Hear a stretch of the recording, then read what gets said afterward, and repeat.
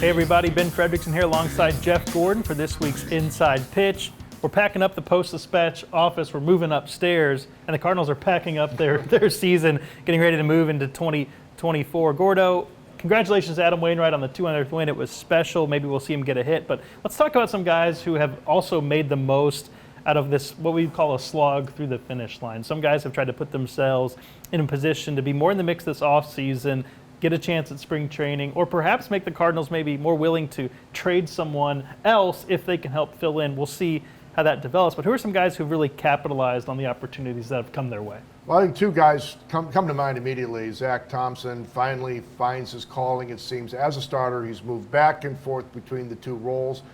I think he finally gets it. The mindset, he's got to be more efficient.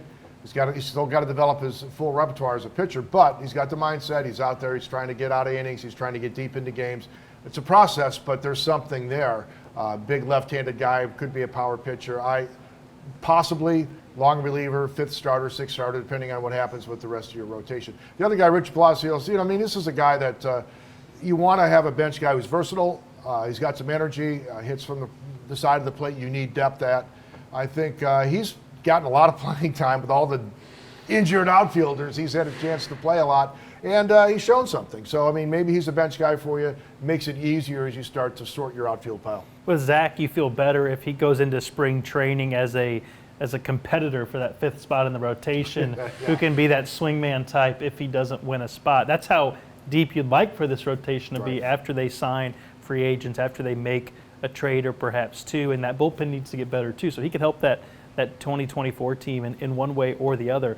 Palacios is interesting, Gordo, because if the Cardinals have maybe one spot where they can say they can trade from for pitching depth that could be appealing to other teams, it's that kind of multifunctional infielder / outfielder guy who's got kind of a sticky bat in terms of doing some gritty things, a Brendan Donovan type, a Tommy Edman type. Now Palacios joins that group. If you have to make a trade for a pitcher that requires you to give up on a Brendan Donovan or a Tommy Edman, which I don't think the Cardinals are rushing to do, maybe that becomes a little bit easier if you feel like Palacios can help fill in some of that role. The Cardinals have a lot of guys, including now in the minors, who can play a bunch of different positions and who can hit a little bit. And I think that's one thing they could look at as kind of a depth strength and try to trade from if they need to go add a pitcher.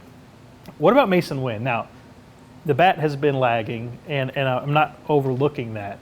But I will say when he got to Memphis, the same thing happened. Now, the problem with this season is he's not going to get that time to show how he can rebound, but maybe that shows up at spring training. I do think he has shown how he can help them defensively, how they can be a much better defensive infield if he's at shortstop. I don't think he's locked up for sure the starting shortstop job, but I think he's gotten a head start on it and should be in the spot to do that, give that opportunity come spring because of what he's shown this year defensively. Yeah, and I think the thing he gained from this is how far he has to go at the plate.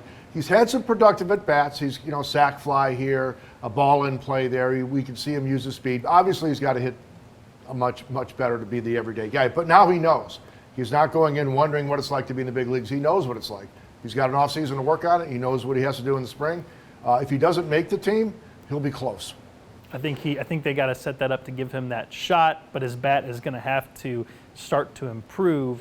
The good thing is the Cardinals didn't jerk him around. They let him play, and they let him work it out, and I think he'll be better for it come spring. Three guys who have maybe made the Cardinals think a little bit, given them some positive things to think about this offseason, a season where there just hasn't been a lot of positives. We'll see what the Cardinals do. We'll have it all covered at stltoday.com. For Jeff Gordon, I'm Ben Frederickson. We'll talk to you next time.